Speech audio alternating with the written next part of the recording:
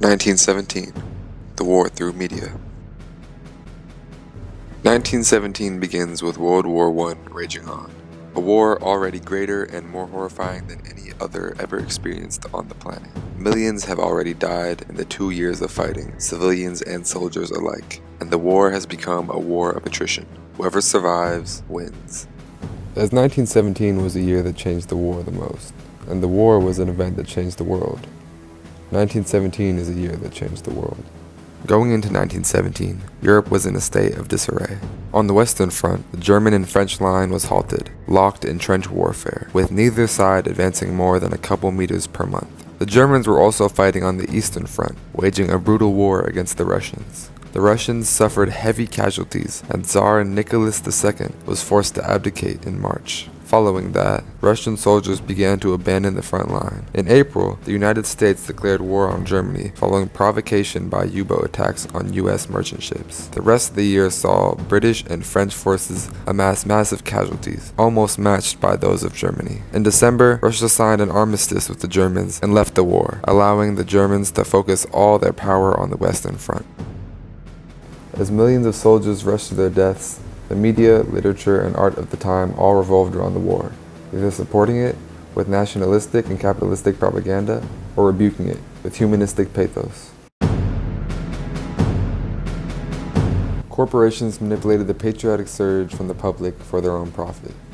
This is shown in a pamphlet created by Fidelity Phoenix Fire Insurance in 1918, called America in the War, in which they opened by stating, "Victory in the World War will find the United States touching the opportunity to carry her fair and full share of the world's trade.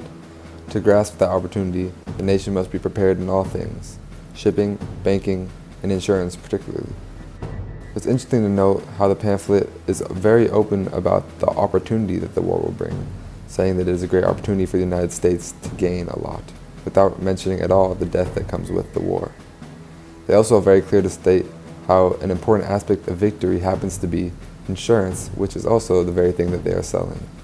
In addition to the capitalistic propaganda, there was also a large amount of patriotic propaganda in favor of the war. That included poems such as The Soldier by British poet Rupert Brooke, and many patriotic photos of soldiers, such as this photo of happy Australian soldiers called 3 Cheers for the King.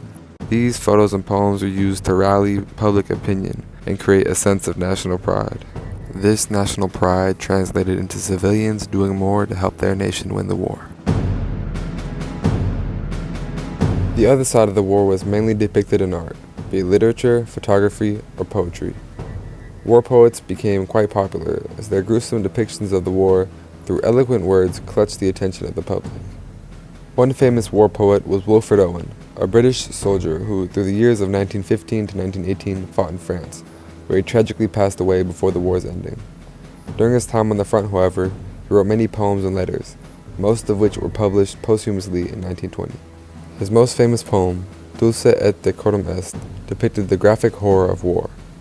An excerpt from the poem that stands out is this: "If in some smothering dream you too could pace behind the wagon that we flung him in, and watch the white eyes writhing in his face, his hanging face, like a devil's sick of sin." The title of the poem refers to the old phrase, Dulce et decorum est pro patria mori, which means, "It is sweet and proper to die for one's country," in Latin.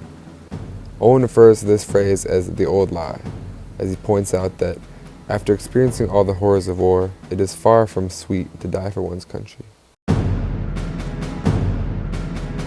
A significant event in 1917 was the removal of Soviet Russia from the war.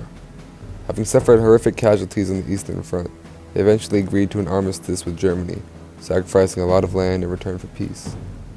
This was a huge deal in the war, as the fact that Germany had to fight on 2 borders was a main factor in the Allies holding out, and thus the absence of one of those fights gave Germany a huge boost on the remaining front.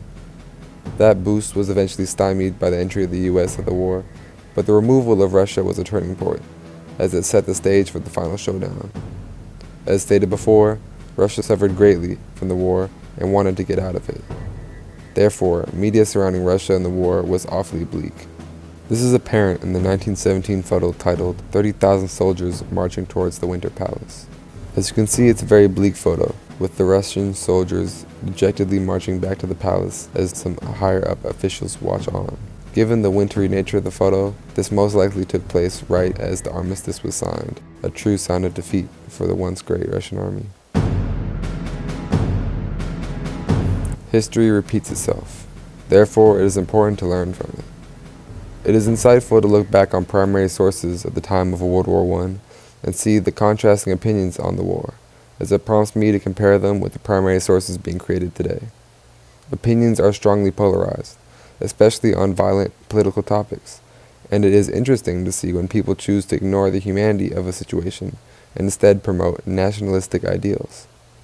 History repeats itself, and just as 1917 was the year that changed the war, and therefore changed the world, 2024 is a year that is currently changing the world.